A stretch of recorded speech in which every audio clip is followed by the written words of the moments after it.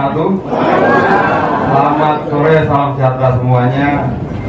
Merdeka. Ya. Oke, terima kasih. Berapa waktu yang lalu ada orang tanya pada saya begini. Kenapa kemudian sepertinya kita terlalu gimana gitu nolak Prabowo? Saya mau ngasih gambaran begini. Prabowo itu punya kakak, namanya Biantiningsih. Biantiningsih itu punya suami, namanya Sudrajat Djiwandono. Sudrajat Djiwandono itu mantan gubernur BI. Tetapi ketika suatu turun, dia sempat menjadi tersangka kasus BLBI. Satu. Kedua, Prabowo punya adik, namanya Hasib. Dia juga sempat menjadi tersangka BLBI. Lalu Prabowo punya adik ipar, namanya ya, dia sudah inkrah menjadi terpidana kasus pembunuhan hakim Sarifudin. Ya, hakim agung. Nah, lalu ada lagi ponakan jauhnya, Mimin ATM. Ada lagi yang ponakan nggak jauh, ada videonya dengan dua yang jawab mereka. Nah, jangan terlalu jauh. Nah, lalu bagaimana mungkin saya akan membiarkan keluarga saya, anak saya yang saya sayang, istri saya yang saya cintai berada di bawah kepemimpinan orang seperti itu? Jadi kalau saya berjuang, saya ngotot-ngototnya sampai terakhir itu, karena saya diajarkan untuk tidak sombong. Walaupun saya anggota DPR katanya uangnya banyak, saya tidak mau sombong. Saya tidak mau kemudian pasang ring di jari saya pasang ring di jantung. Jadi 2 bulan yang lalu, karena tekanan kampanye yang sangat padat, saya pasang ring lagi 4, dan saya cuma istirahat 1 hari, dan saya bilang pada istri saya harus kembali ke lapangan. Kenapa? Tidak boleh kita biarkan Indonesia dalam bahaya. Kenapa dalam bahaya? Karena seperti itu yang kita sedang hadapi. Kakaknya, adik iparnya, adik kandungnya, keponakan. Ini aneh. Dan saya tidak rela keluarga dengan, apa kita mau bilang, apa istilah medisnya itu saya tidak tahu, memimpin anak saya, menjaga tidur anak saya, istri saya, keluarga, dan bahkan juga bayi-bayi yang lain tak bisa. 2098 dia lawan gitu. Sekian tahun dia lagi. Sekian tahun dia lagi. Jadi kok kayak Batman ya. Ketika Batman dia jokernya, kira-kira gitu. Ketemu lagi. Nah, artinya bahwa kita bisa katakan kemenangan Jokowi adalah kemenangan Indonesia, kemenangan Jokowi adalah kemenangan perdamaian, kemenangan Jokowi adalah kemenangan bagi demokrasi. Itu yang saya sampaikan pertama. Yang kedua begini, kenapa dulu ada gerakan 98? Karena kita tidak percaya pemilu 97. Kenapa kita tidak percaya pemilu 98? Kali pemilu, dari sejak kata suara dibuat, kita sudah tahu presidennya pasti Soeharto. Kejahatan HAM-nya, perampasan hak atas tanah rakyat dan sebagainya, kita tahu. Semua itu terakumulasi menjadi gerakan 98 yang bisa dikatakan itulah people power. People power bukan bergerak karena kalah pemilu.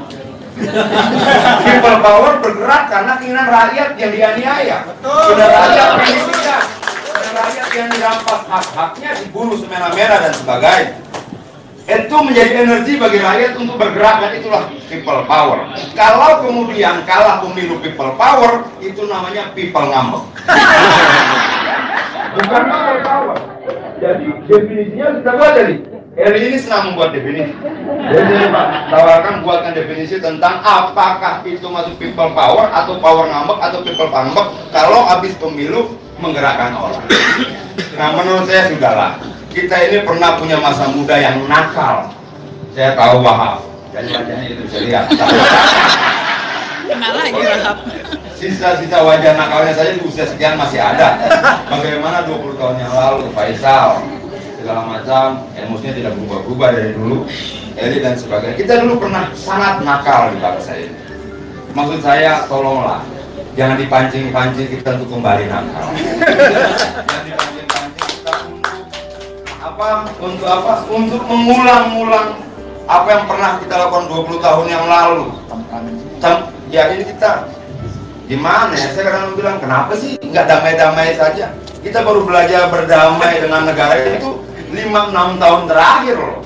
Jangan diajak lagi kita untuk meniadakan perdamaian itu. Tidak menguntungkan lah buat mereka.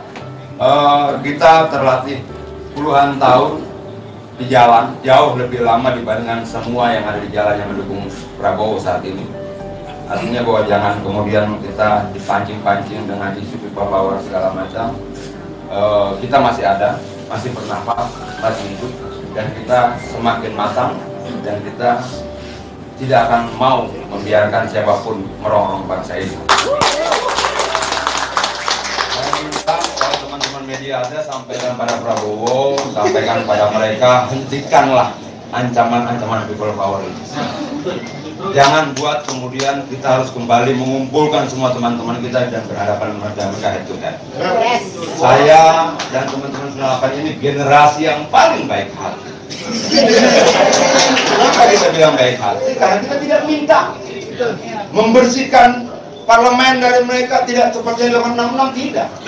Kita turunkan Soeharto, sebagian kembali kuliah, lalu menikah, dan sebagainya, kecuali agak lambat.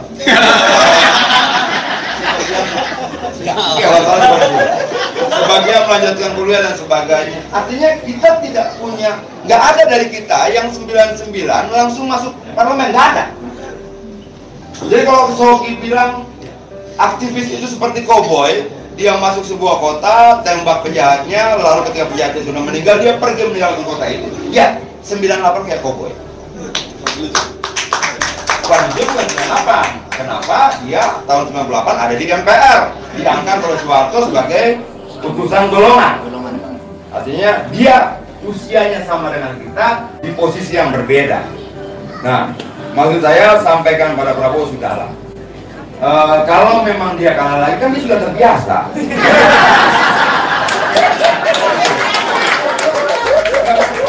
Jangan pura-pura ini baru pertama kali kalah baru marah. Kalau orang boleh marah itu kalau baru pertama kali kalah. Baru pertama kali marah, kalah, marah, kaget, shock, pusing. Ini sudah berkali-kali. Artinya sesuatu yang sudah berulang-ulang harusnya sudah biasa buat kita. Sandiaga aja nggak marah. Nah, betul nggak Pak?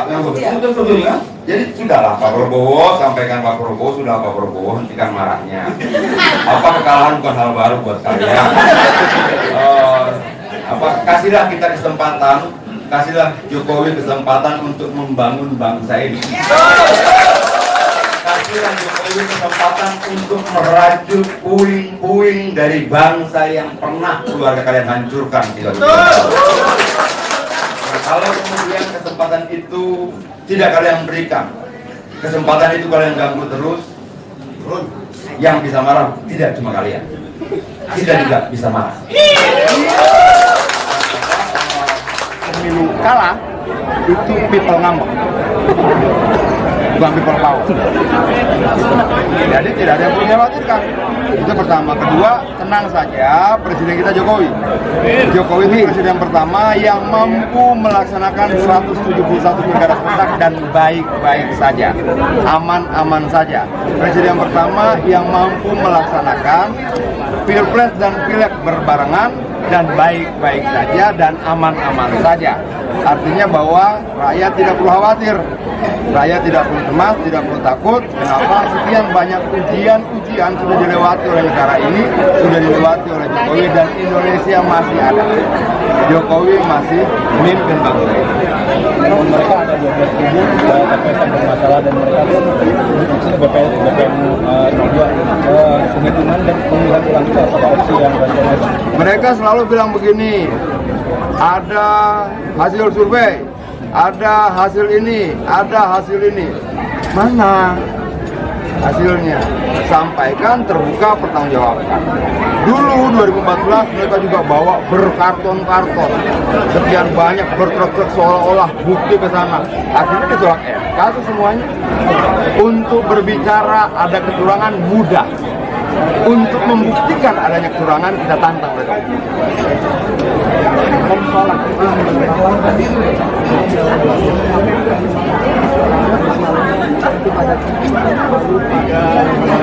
Kita akan mengawal pemerintahan ini. Kita akan mengawal dari luar, dari dalam, dari atas, dari bawah. Kenapa? Kita melihat sosok Jokowi adalah sosok yang merepresentasikan perjuangan kita 20 tahun yang lalu. Dia bukan bagian dari masa lalu, dia bukan pelanggar HAM, dia orang miskin yang kemudian membangun dirinya sedemikian rupa dari mebel, wali kota, gubernur, dan jadi presiden. Dia mewakili mimpi kita untuk membangun sebuah bangsa yang memang egaliter, membangun bangsa yang memang semua rakyatnya sama. Jangan kaget kalau kemudian misalnya 20-30 tahun ke depan nanti, 20 tahun yang lalu, jangan pancing-pancing untuk kembali marah. Kalau menurut saya ada banyak pertimbangan untuk menerima atau tidak. Dia itu saya sih apa antara 10 sampai 14 juta selisihnya. Artinya sulit itu loh. Kalaupun ada salah hitung 200.000, 300.000 tetap aja menang. Nah, maksud saya ada waktu sampai pemilihan KPU bagi Prabowo untuk bersiap-siap dan belajar bagaimana kalau kekalahan itu betul-betul terjadi pada dia. Tapi menurut saya nggak usah khawatir, Prabowo sudah terbiasa kalah.